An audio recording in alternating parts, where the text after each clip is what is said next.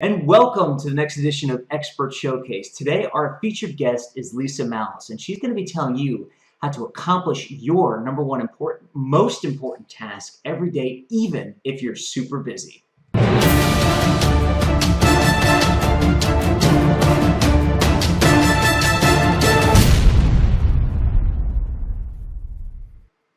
And welcome to the show, Lisa. How are you doing today?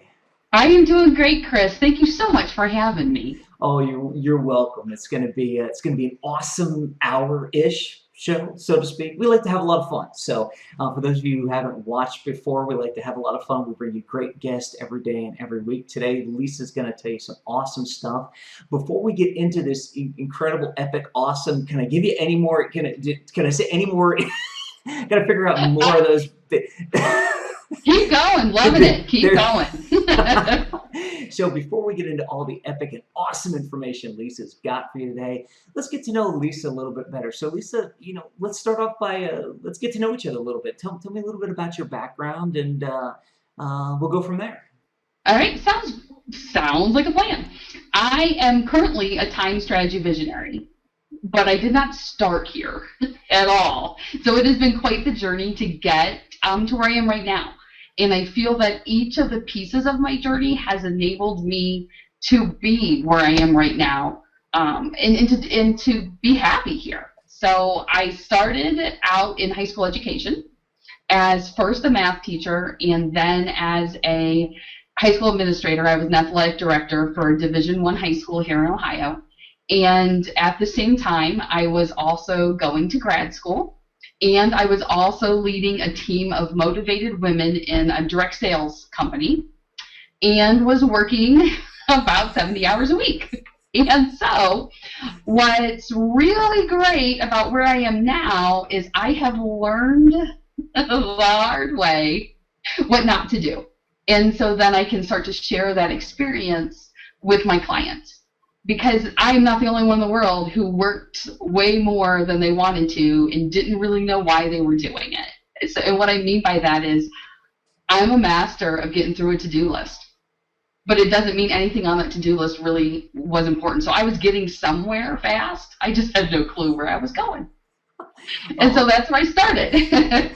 Oh, that is great. And you said you are, and repeat that because I think it's an awesome phrase. It was a time... Repeat Time strategy visionary. Time strategy visionary, TSV. See, part of my background is in IT, so I love acronyms. If people who watch the show can't figure that one out yet, but wow, a time strategy visionary. Wow, I need one of those. Yeah, and as I believe we all do. And so let me explain a little bit of why I chose that name versus time management coach. Okay. Because many people will say, well, I think you're a time management coach. My challenge as I was working through the first part of my professional career was the fact that I lacked a vision of where I wanted to go. And so when I decided I'm starting my own business and I'm doing whatever it is I had a lot of thought went into what do I call myself? Because I felt like I needed a label. We all, I just feel like I need a label so people know what I am. And I started with time strategy visionary. I knew I wanted to work in the arena of time management. But I also knew that what I lacked when I first started my professional career was a vision of where I wanted to be.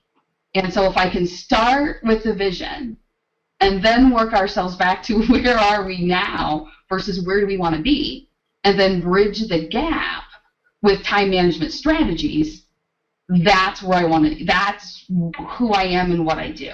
And so hence the name Time Strategy Visionary, or TSV. There you go. And I tell you, that's an excellent way to put it. I can see why people would look at you and say, and I'll say just a coach. And it's so funny because every time I say just a coach, I hear Tony Robbins' voice in my head because he does this thing when he's on stage when somebody says she's just a mom and he goes, just a mom. And it's funny because it's, when the guy's 6 billion feet tall and as powerful as he is, his voice sticks in your head. So anyway, there goes.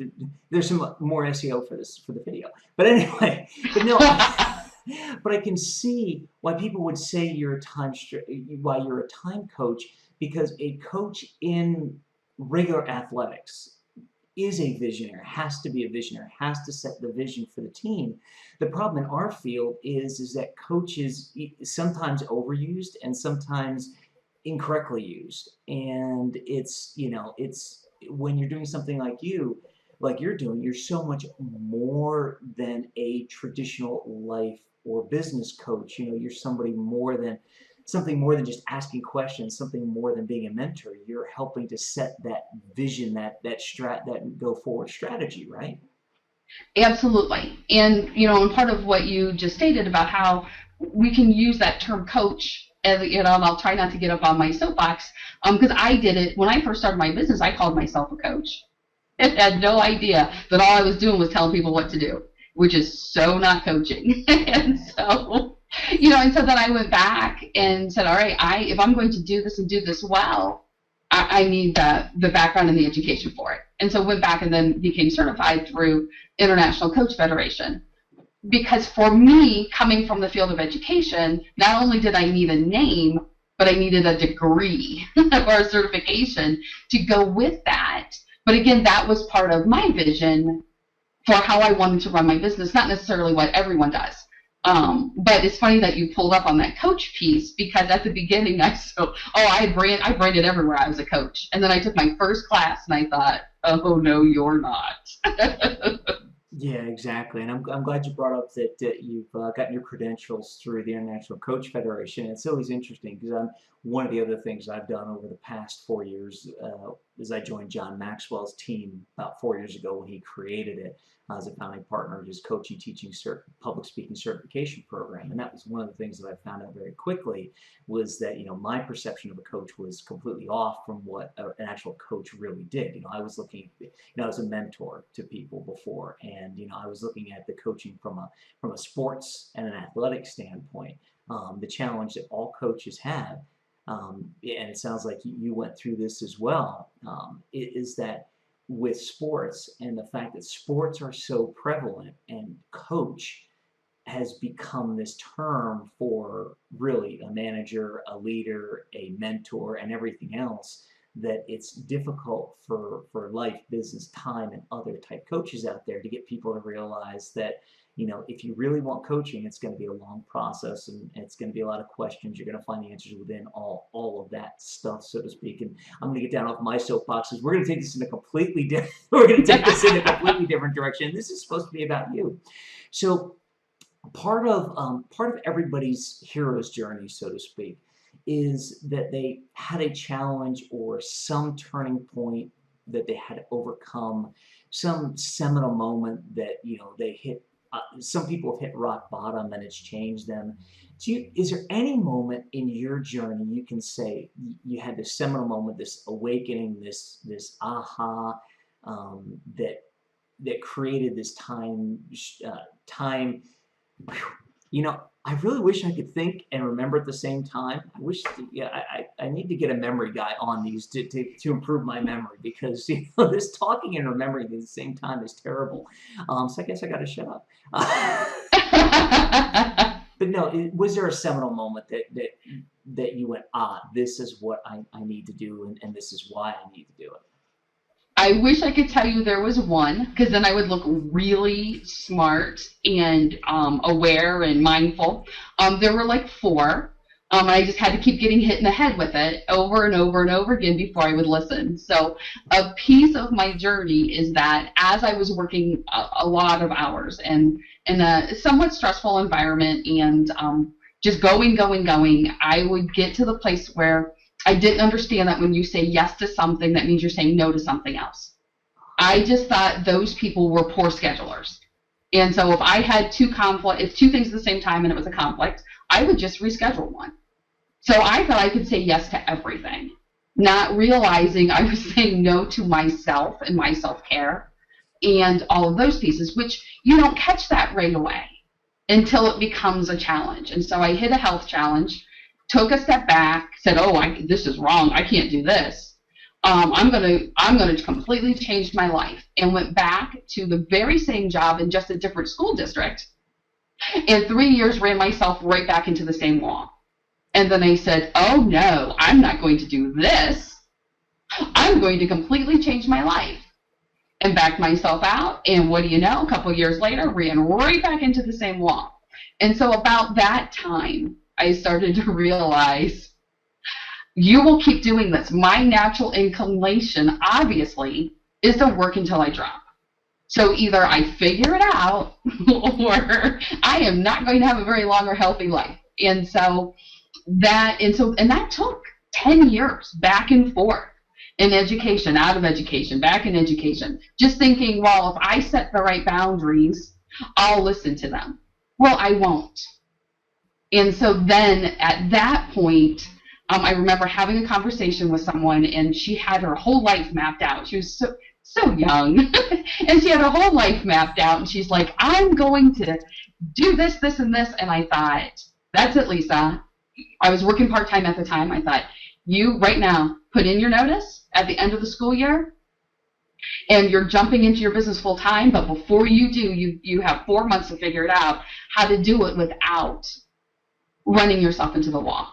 And so we can pretend, Chris, that yes, I had one pivotal moment and I listened and it changed my life, but the reality is it took over 10 years.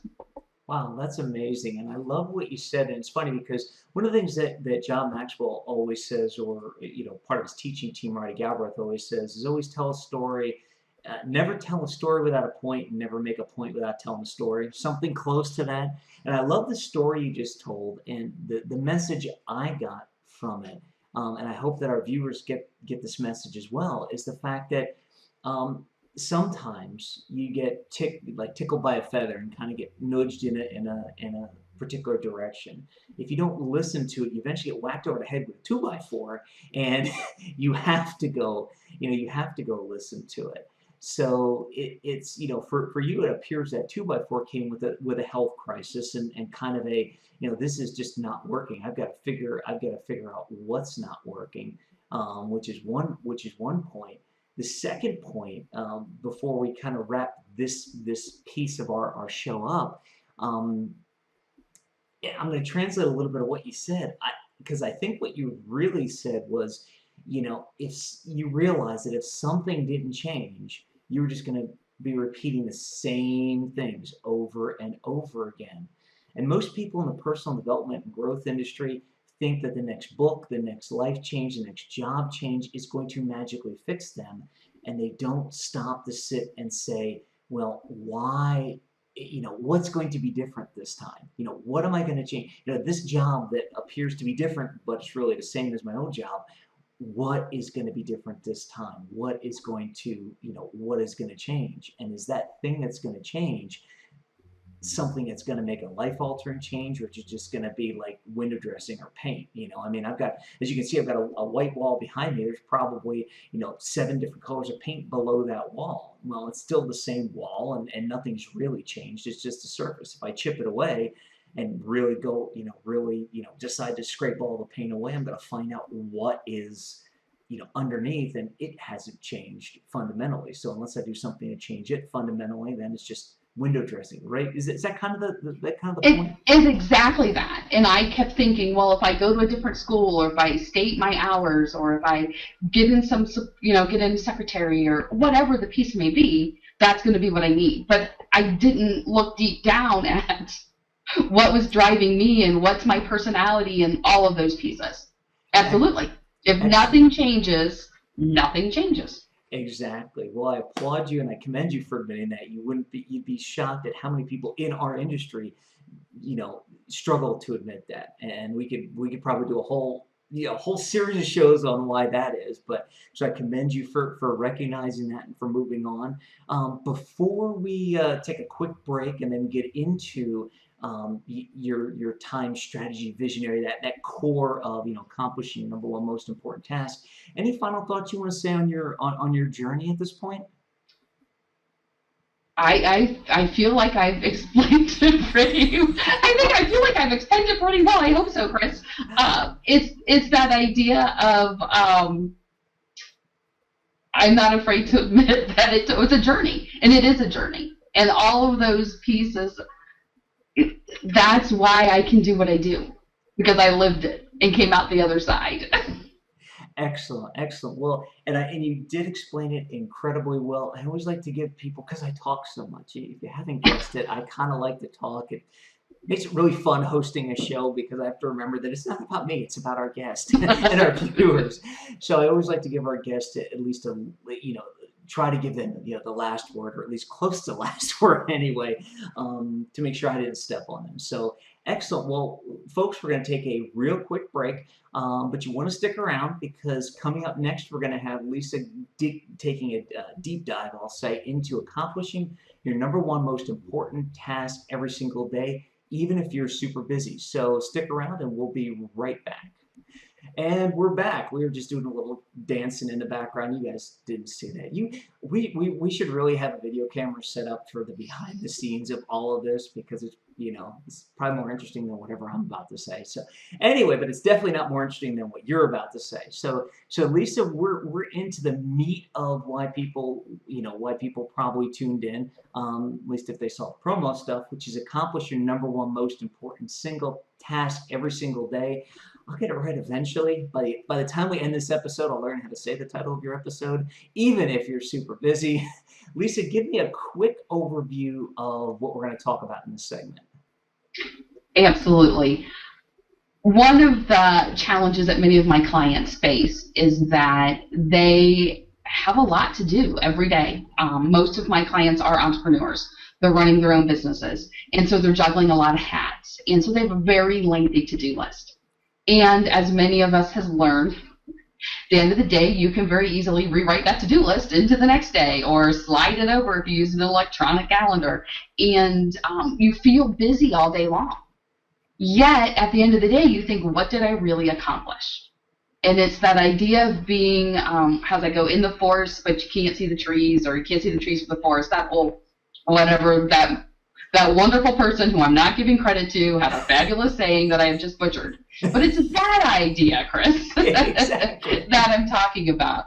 And so you look back and you say, in 5 years, you look ahead and you say, in 5 years, I'm going to be here. And then 5 years, you're there, and you're looking, and you're like, wait a minute, I'm not where I thought I would be.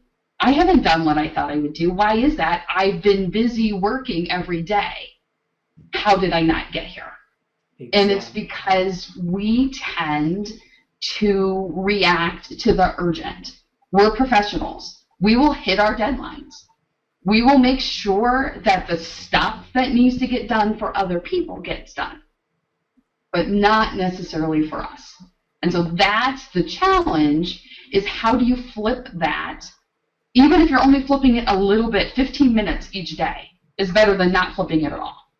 Yeah, exactly, and that's so true. And the way we break things down here, it was an excellent summary. And I can't wait to learn more about your 3 keys to success here. And the 3 keys we're going to cover are learning how to identify the most important task, learning the secret step needed to make sure you accomplish this most important task, and learning how to replicate your success over and over again. So Lisa, let's dive into that first point. Learn how to identify your most important task. How do we learn this skill? The key is important versus urgent. Because, again, we're going to get the urgent done. It will get done. People watching your episode, they're professionals. The urgent gets done. So it's a matter of when you're setting out your day. And when I say the 3 keys to success, let me back up for a second. I use the acronym, which you will enjoy, AWE. And it stands for awareness, work, and evaluation. And what typically happens is we get stuck in the W phase, and we just work.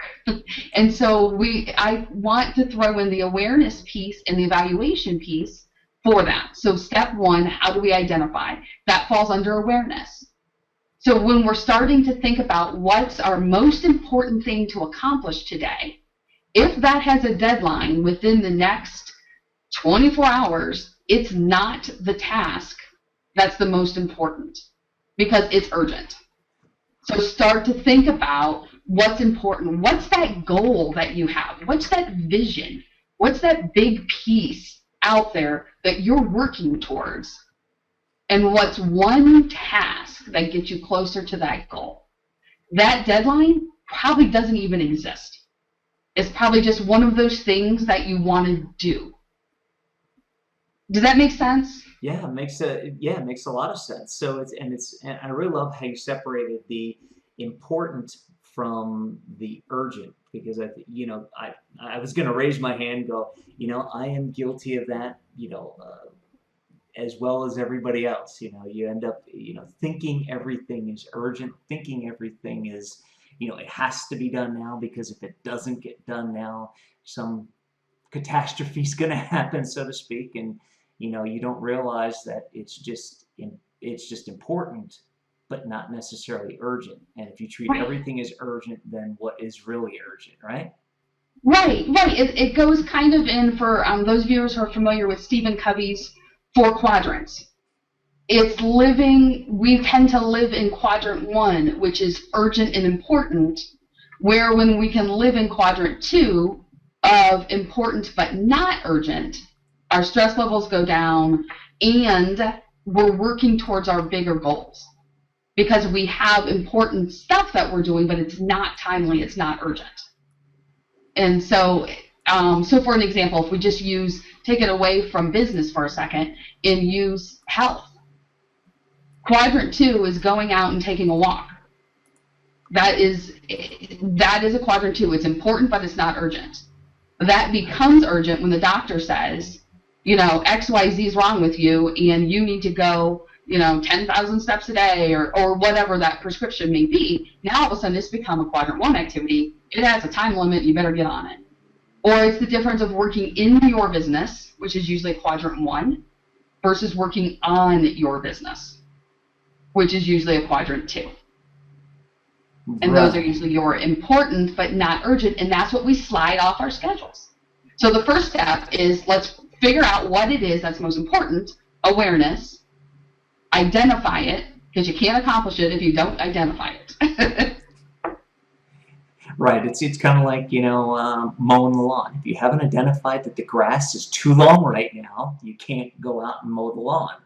Exactly. I'm sorry if that just brought back nasty memories, Lisa. I didn't really realize the example I was giving until it was out of my mouth. So it's one I haven't heard before, but it could very well pop up in a later experience of mine. So I will credit you, though. I was kind of thinking of the reason. Yeah, I was kind of thinking of your lawn mowing challenge. Yes, challenge. So. Oh, but no, that's great. Yeah, until you, like you said, until you identify something, you can't tackle it. You can't do anything about it. So that's excellent. Anything more about learning how to identify the most important task? There are probably as many people who are listening to this broadcast as there are different ways to identify it. I like to say, let's look at your big goal and vision. However, maybe you, like we were talking about, Brian Tracy, eat the frog. Maybe that's how you identify. Maybe you close your eyes, put your hand over your heart, and say, what's most important to accomplish today? There's, I would assume, limitless ways to identify. My favorite is let's look at your vision. Let's move into this next one, the secret step to make sure you accomplish your most important task. I love secrets. So give us the secret step. So this goes into the W phase of awe, the work phase. Okay. And so we have heard, schedule it into your calendar. If it's important enough to do, it's important enough to schedule into your calendar as an appointment. So let's say I've identified my most important thing, I've chosen a place on my calendar, I've scheduled it in on that specific time. Now it holds more weight. It's an appointment, and if we're going to cancel an appointment, we're going to reschedule it. Or we think twice before we cancel it, because it's not just one of 20 things on a to-do list. It's an appointment in the calendar. But we've heard that. That's not the secret. Okay. The secret is make it a conscious choice. Okay. I will say time management, you will say time management. I really believe it's choice management. We all have the same amount of time. How are we managing it? What we're doing is we're managing our choices on how we want to use it. And so when it comes to, let's say you chose 10 a.m. as your time to accomplish your number one most important task. And when it comes to 10 a.m., you then make a conscious choice. Are you going to stop what you're doing, because you're doing something, and do what you said you were, honor your commitment to yourself and to your future at 10 a.m., or are you going to continue what you're doing? And by making it a choice, you now are stopping yourself, you're thinking. And I even advise my clients to go a step further and write it down. Because I'm telling you, it's hard to write down on a piece of paper, I didn't do my most important thing today because I didn't feel like it. Like, that's tough. Or I didn't do my most important thing today because Chris called me on the phone and I decided to talk to him for 45 minutes instead. Like, that's hard to admit day after day after day after day. And so instead, look at it and say, you know, I am choosing to do my most important thing, or I am choosing not to, or I'm rescheduling. Chris called me on the phone at 10, so I rescheduled till 11. Or whatever, but you're stopping, you're being mindful. This is my life, my choices, my decisions. I'm proactive. I'm either going to do it or I'm not going to do it. But gosh darn it, it's going to be my decision. I'm not going to look at the clock at 5 o'clock and say, holy cow, where'd the day go? Wow, and that is an incredible thing to bring up, the fact that it has to be a conscious decision. And I have to admit, you know, I've never really thought of it that way before, but it ends up, yeah, I'm going to translate it a little bit. For my money, it ends up almost playing on the guilt piece of your conscience. It's like, you know, people don't like to admit when they're wrong. They don't like to admit when they make a mistake, so they're more apt to actually follow through on something if it means they don't have to admit that they did something wrong, right? I mean, is right. that kind of... Right, and it puts you back in reality, because how many times are we exhausted thinking about all the things we need to do for our business? Yeah. And then we look back and we're like, oh yeah, I didn't do any of that. But boy, am I tired thinking about it. It's hard to hide from raw data. Yeah, exactly. Well, the one thing people don't realize is they only have a limited amount of mental energy during any given day. It's easy to quantify physical energy because if you go out and run a marathon or mow the grass or do anything physically taxing, you can feel tired. But people don't realize that the same thing applies to their mental energy. And you know, it's one of the reasons why people who are in office jobs sometimes the people who are in physical labor jobs can't identify with people who are in office jobs saying, why are you tired? It's like, well, you know, mental energy is an actual thing. So before I go down that whole path, like I said, see, I gotta rein myself in. I need a little, you know, I need one of those little hooks. You know, remember in the old style? Remember what was it, on the hee-haw or something like that? With the old, you know, get the hook. I need the hook. So before I give myself the hook, let's move on to, because I think you said it so well about the secret step is putting it on your calendar and then making a conscious decision when that time comes. Are you going to do it or not do it? And if you choose not to do it, write it down why you didn't do it. So I think that's awesome. So let's look at how to replicate the success over and over again. Once we've learned how to identify this most important task, and once we've learned how to start to become successful in completing things, how do we replicate that success over and over again? So that's the third letter of awe. A was awareness, W was work, E is evaluation. How do we replicate it? Well, we look at that paper that we've written down, I did it, I didn't do it. And we look at what worked. What can we adjust to work better in the future? The story that I give is you'll be amazed at what you find out if you can just start to keep track of it. So when I shoot my videos for my blogs, I typically will do that in the afternoon, just because, not necessarily this conscious choice and this big, theory about do it. It just happens to be typically in the afternoon. And gosh darn it, if the mailman and the UPS guy and the FedEx guy don't come in the afternoon, and the dog goes crazy, just absolutely nuts. And so then I'm caught with, well, do I edit it? Do I not edit it? Do I shoot it again? Blah, blah, blah. And it took like 3 or 4 days before I was like, oh yeah, this is happening because of this. But that comes from an evaluation phase. Right. And evaluating what's working and what isn't doesn't happen in a vacuum. That has to be scheduled in at the end of the week. Because otherwise, you're so busy. When are you going to take 5 or 10 minutes to look back and say, hey, you know what?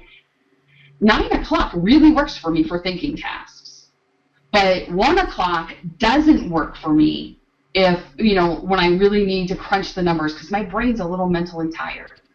Or when I schedule this right after a meeting with someone, I tend to push it because I just don't have a focus, or whatever those pieces may be. You'll learn that in the evaluation phase. And as soon as you can start to figure out when you are best, under what circumstances, you can replicate this over and over and over.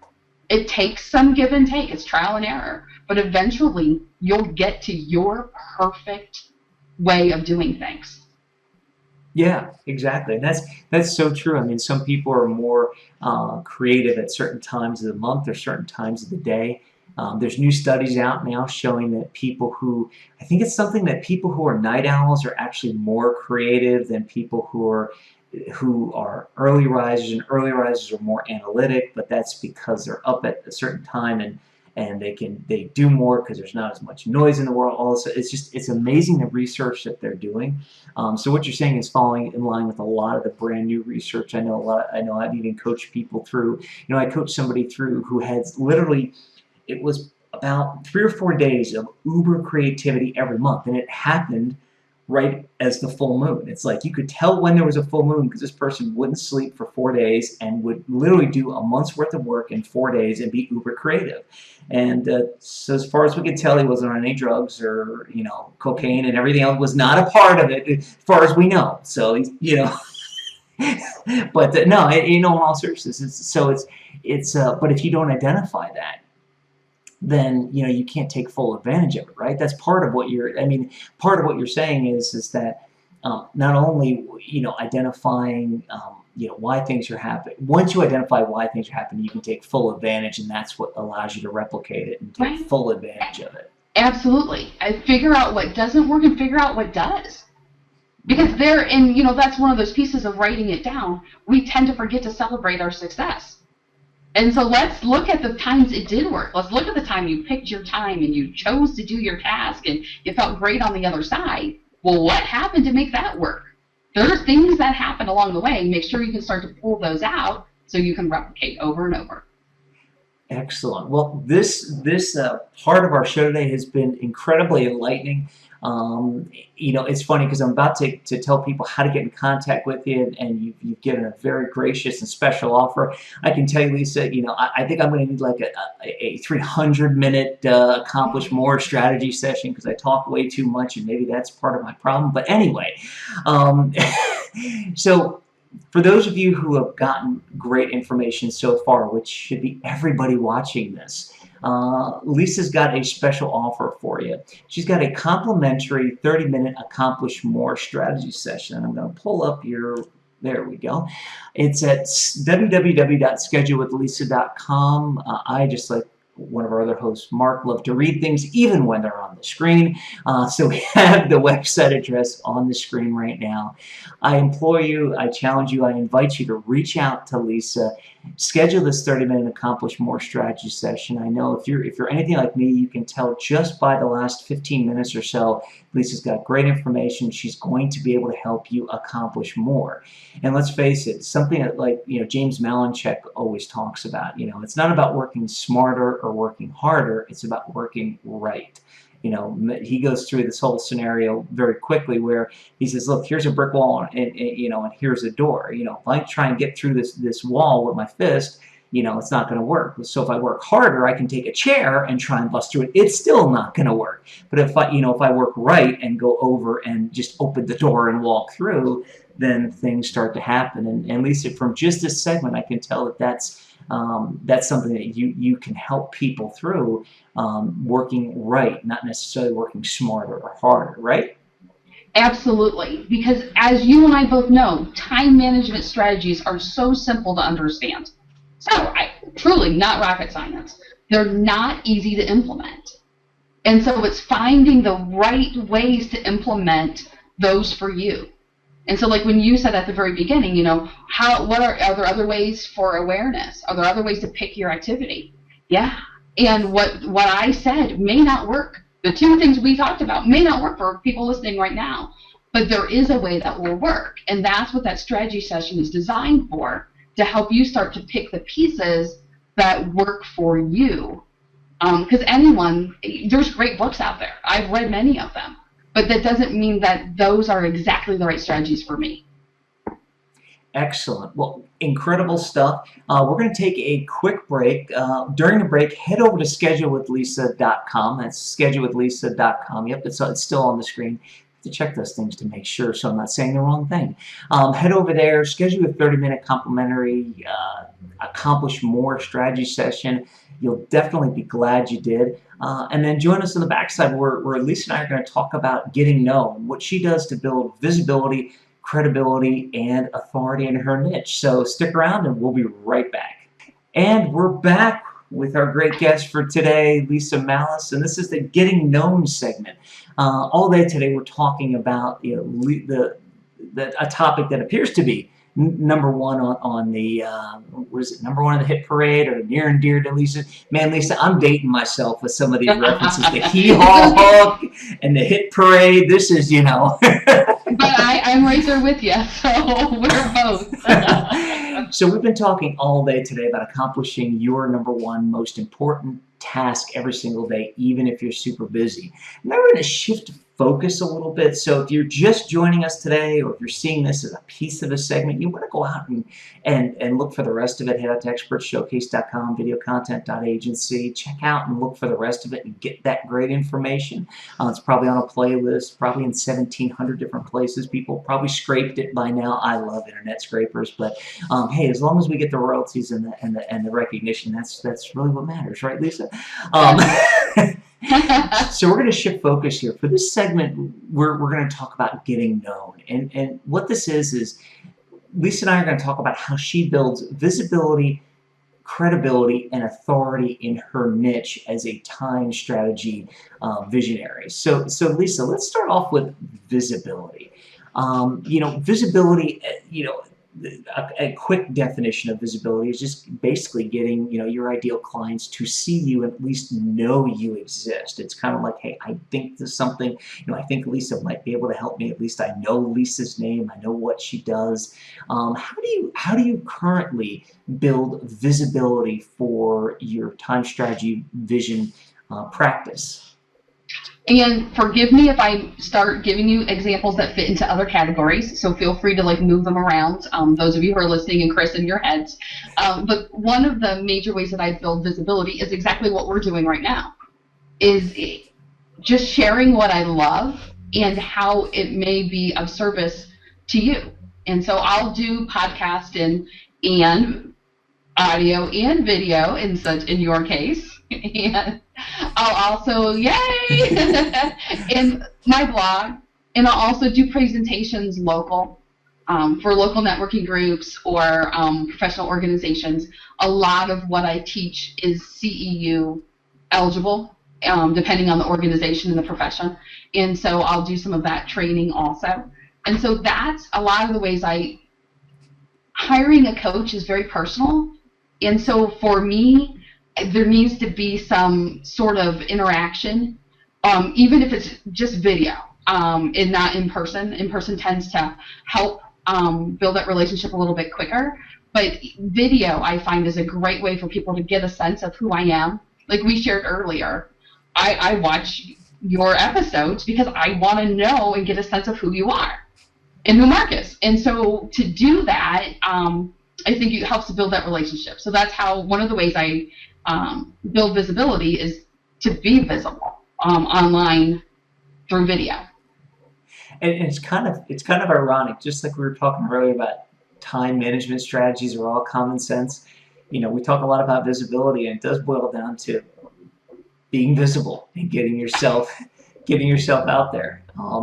Last time I checked, the person hiding in their house, not doing podcasts, not talking to anybody, Not doing any video isn't going to really be found by anybody. They have no friends and no family, and it's kind of, so if you're just watching this and that's what you're doing, and you want to achieve something in this world, might be time to think about a different strategy. I don't know, just saying.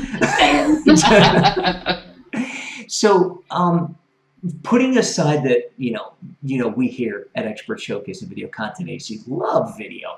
Putting aside that fact for a second, what have you found to be the most effective way of building your visibility? Is it podcasts? Is it video? Is it live performances? What have you found for your particular business to be the most effective way? For me, it's live.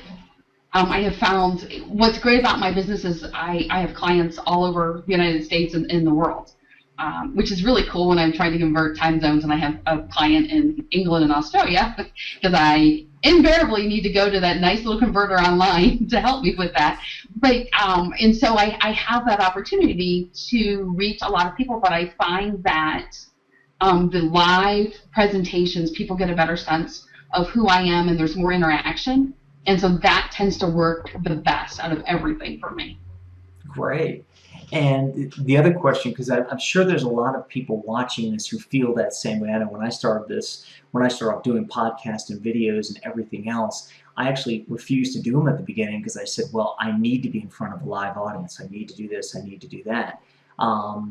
But, so I'm sure there's a lot of people who are exactly in the same situation as you are, which they say live is the best. From a visibility standpoint, from doing podcasts and video and blogs and vlogs as a secondary means, how has that helped your business and help get you more clients, help get you more visibility? One of the things that I created towards the beginning of my business was a 30-day awe-inspired challenge. And so for every day, for 30 days, you received an email with a strategy and then some actions on the bottom, but each one of those came with a video. And it was a free challenge. It lasted for 30 days, and I was amazed at the people who felt they knew me that I had never met. And so random strangers would come up to me, and so because it was people I knew, and then they told people they knew, and then people on Facebook, and then all of a sudden all these people on there, and I don't know most of the people on the challenge personally. And I would go somewhere, someone who was a friend of a friend of a friend would say to me, "Oh my God, I watch you every morning while I'm laying in bed on my iPad." And I think, I don't know if that's creepy or not. I don't know, but whatever's working.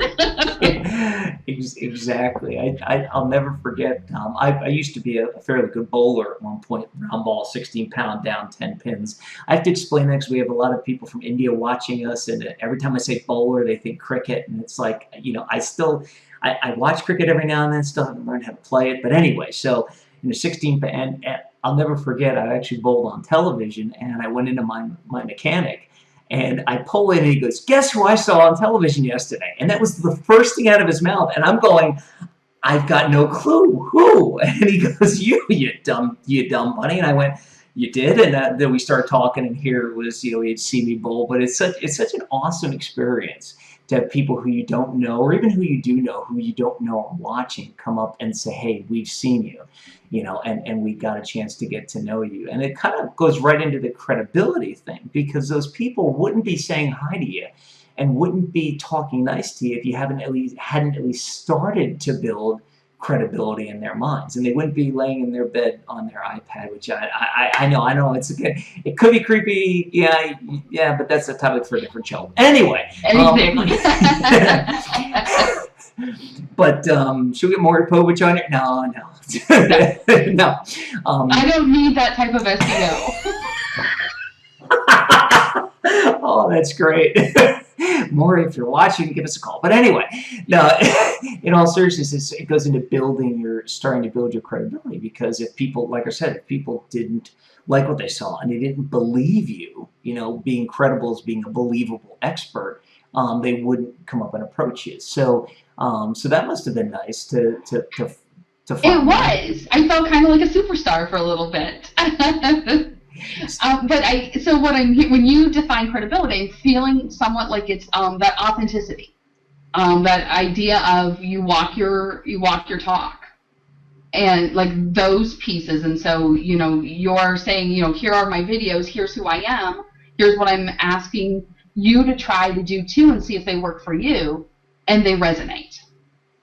Exactly. And the interesting thing is, while you said yourself, live performances are where where you're at your best and really building visibility. It seems that this 30-day challenge that included videos and blogs and everything went a long way to, it appears anyway, it went a long way to building your business, or at least starting to build your business and building your visibility and credibility, right? Absolutely. Absolutely. And I find another way that I try to build my credibility, like that idea about authenticity piece, is on the organizations, professional and networking organizations that I belong to, is I actively seek out a leadership role. Because let's admit it, my skill set, really good to have if you want to get things done. Not gonna lie. I'm the one sitting in the meeting asking for an agenda, and after this great idea comes out, I'm the one that says, and who's going to do that? And by when? Let me take down those action steps for us. Because that's who I am. That's what I believe in. I am probably not that person who's going to generate 50 wonderful, brilliant, out-of-the-box ideas. But gosh darn it, when you generate one, we are going to make sure it happens. And so that's one of the ways that I find that I build credibility, is take what are my God-given talents and use them for good, as opposed to using them for annoyance, but use them for good. Put them on a board of people, especially people who are creative thinkers, and let's say, okay, now let's turn these great ideas into action. How do we do that? So that's one of those ways that I start to build my credibility, because that's who I am. Let's use it. Excellent. So, and if you're a creative thinker like me, you need to reach out to Lisa. Go back and watch the other piece of the episode. If you're watching this in parts, or just kind of rewind, it was schedulewithlisa.com. You definitely, especially if you're a creative thinker, because from one creative thinker to another watching this video, it's great to have ideas, but if they never materialize and you never do anything about them, well, you might as well just have not had the idea at all. I hate to say it that way, but that's coming from somebody who's probably had 100,000 ideas over his life, and knows the challenge of watching somebody else create his idea and have it sold for $1 million. So anyway, but that's besides the point. We're here to talk about Lisa, not me. But what I really want our viewers to understand is that, Lisa is really right here. If you're a creative thinker, you need somebody like Lisa in your corner to help you get things done. So then let's talk about authority. Now, authority is literally, comes from the root word author, being writing the book on something. How are you establishing yourself, or how have you established yourself as a leading authority in the time management, niche, and the time strategy niche? And so I've written a couple books. So one of the books went with the Odd Challenge. After writing the Odd Challenge a couple times, I thought, wouldn't it be great if people had somewhere to write all their ideas? And so, you're getting an email telling you, things that you can try. You're listening to it on video, but then you're writing your ideas on scraps of paper and you're losing them. So I created 30 Days to Success, an awe-inspired journal, as a supplement to that challenge, so that you could track your progress every day for 30 days. And then one of the other books that I wrote is it's Your Time, Your Life. And it's a guide based for people in the direct sales industry, MLMs, network marketing, those types of things, on how are you balancing your family and your career? How do you do things more efficiently and more effectively? And then the other book that I wrote is The Dog Ate Your Homework, Time Management Strategies and Techniques for High School Students. And so as you can see, I'm pulling in all parts of my life from previous, but who better to help you figure out how to best educate your child than someone who spent 15 years in education as a math teacher and an administrator. And so this book is designed for the parent who's trying to let go a little bit because their kid's in high school, yet they know the kid needs a little bit of help. And it gives you strategies on how to maximize your effectiveness as a student without being very heavy educational language. So it's definitely written in a student-friendly, teen-friendly language. And then the book that's almost out is being edited as we speak, and actually literally as we speak, I believe, it's being edited for real, is Ho Ho No. And it's a book for holiday. It's time management strategies to reduce stress around the winter holiday season. And so it's Ho Ho No, how to have a stress-free holiday season. Awesome. Well, I can tell you, Lisa, that wish I would have had you on a lot sooner. Oh, that was it. But no, yeah. For those of you not in Chris and I's joke, I will admit I have had some health challenges recently and have rescheduled on him a number of times. And so that was his funny, but I think this was the perfect timing, God darn it. Yes, and at least when you went to write down when you had to reschedule, you had valid reasons. But the reason I bring that up is because you really exemplify what we talk about building visibility, credibility, and authority. You're building visibility in a number of means, video being one of them, live events, blogs. You built credibility because you've helped people, you've given them a solution to an issue they need solved, and it's been the right solution, so you built credibility, and you've gone on to write books in your niche, or niche as our Canadian friends say, or actually the rest of the world says. It's us Americans that are messed up in this one.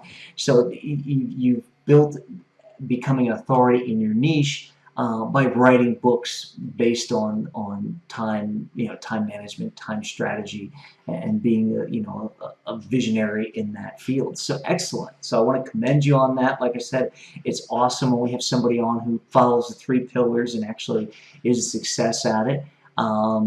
We need everybody to stick around. We're going to take another real quick break, and when we come back, we're going to talk about getting found. And this is going to really focus on Lisa's video content and other content marketing efforts. So stick around and we'll be right back. We're back with the getting found portion of our show today.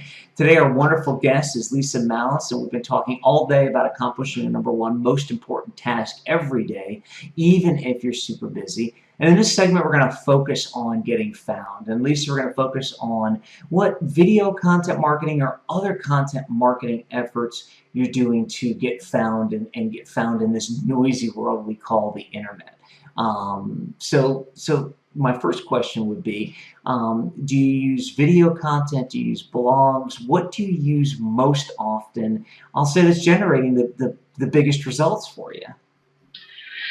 Really good question. So I find that I blog most consistently, and then I will put videos on YouTube and then hook them over to my blog, which I'm sure you have a magic way to say that. That sounds much more intelligent in the video blogging world, but I do that. And so I find that that is a secondary reaction to me, though I have shared that visibility, as in like actually being able to see me, as a higher return rate. Not real sure why I'm doing the video second and the blogging first, but that happens to be where I'm at. And something to evaluate. Thank you for asking, because I'm writing this down. It's amazing what happens when you ask a question and as it's coming out of my mouth, I'm thinking, wow, need to think about that some more. So it's interesting. So I think what you just said is you do see a good return on your investment from doing videos. In other words, you do see people, for lack of a better term, to stop me from babbling, a good return on your investment, but yet you're still focused more on the written blogs than you are on the videos. Right. Excellent. Now, do you think is that because it's easier? That you feel it's easier to write a blog than it is to do a video?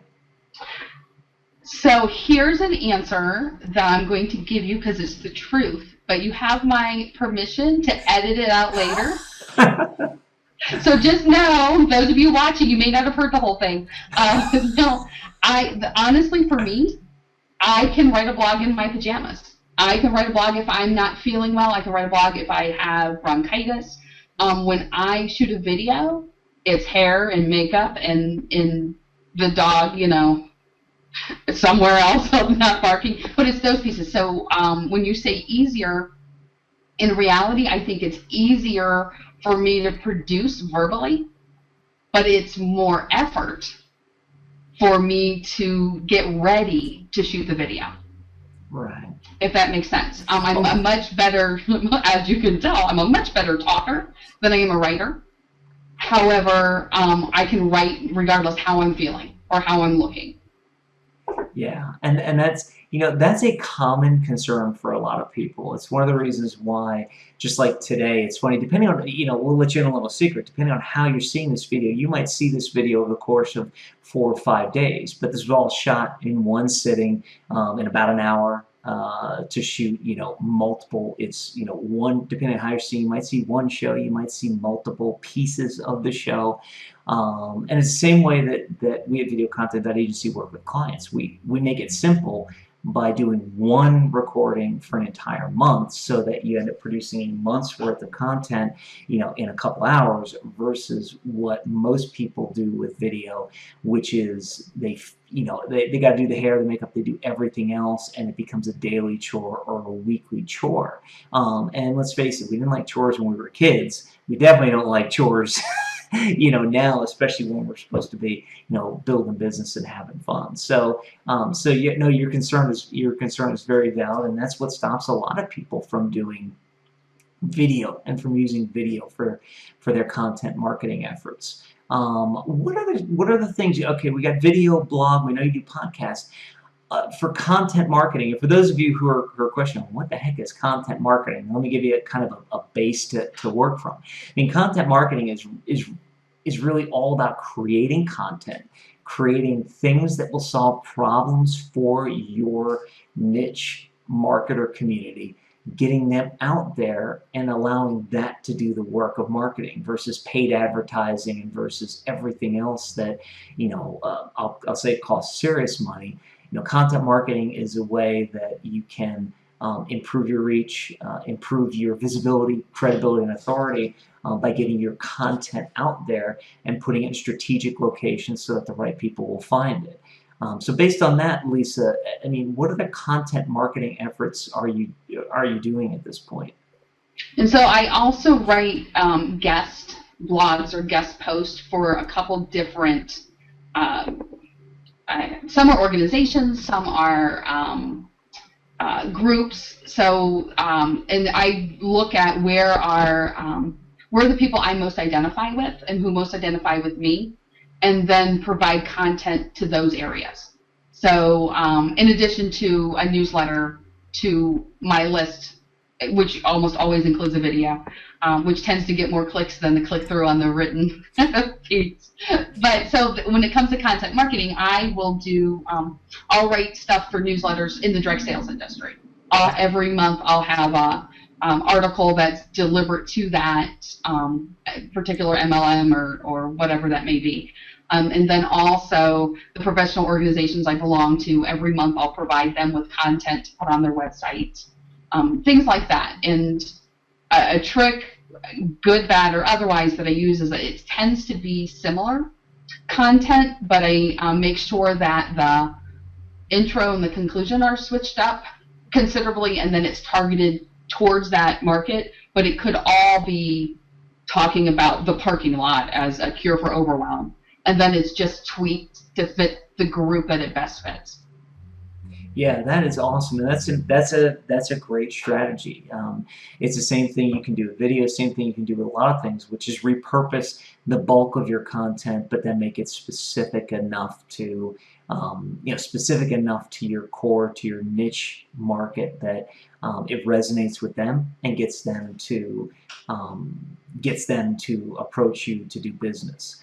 I've got one final question as far as the whole content marketing space goes. If we lump all of content marketing into blogs and videos and that sort of thing, What do you think has given you a bigger return on your investment or been more effective? Content marketing or straight out paid advertising, like boosting posts and paid posts and pay per click and that sort of thing? I will say that I'm like reaching to my head right now to see, like, I don't typically boost post. I don't typically pay for advertising. If I have a ad somewhere, it was so say a magazine called and interviewed me for something, and then later they call back and said, hey, do you want a $50 ad in the back of, I'll be like, oh yeah, throw me back in your experts panel, thinking it's a good, they're reading about me here, they'll see me in the back, that's not a bad thing. So I don't know that I can compare very well because I do very little paid stuff. So I would then therefore say content marketing. I would say I would say I think it's a great answer. What you're saying is you're building your business through not only word of mouth, but through content marketing, and that you're building a successful business without the need for paid advertising. And that's a great way of going. It's funny because you what I love about your interview today, and we're gonna kind of we're gonna wrap up today's episode here. And one of the things one of the things I love is you built a successful business, and you've done it the right way. And what I was going to say is that it's interesting. You hear a lot of content marketers talk about, make $50,000 in 3 days with content marketing. And while maybe 10 years ago they could have done that, there's a lot of challenges nowadays. And what I like about interviewing you, what I like about your whole episode is you built a legitimate, successful business, and are not bragging how you're making 6, 7, 8 figures, but you're still doing it all. I'll say with content marketing and with videos and with blogs and with posts. So it's great. It's great to be able to talk to somebody who didn't have to pay for advertising to build their to build their business. And it's good to see that you can build a good, successful business based on the things that we talk about and we teach, which is create videos, create blogs, and build visibility, credibility, and authority. And when you do that, if you do it in the right niche and resume, then you can build a successful business. Well, thank you for the compliment. You're welcome. So I want to thank everybody for watching today. We're going to go ahead and wrap this up. Before we do, what I want to tell you is that if you're a coach and you watch this episode and you'd like to be featured as a guest on Experts Showcase, I want you to head on over to expertsshowcase.com. Click on the big yellow apply button. Send us your information. If we feel you're a good fit for the show, we'll get you on, we'll get you booked, and we'll create an Expert Showcase episode around you.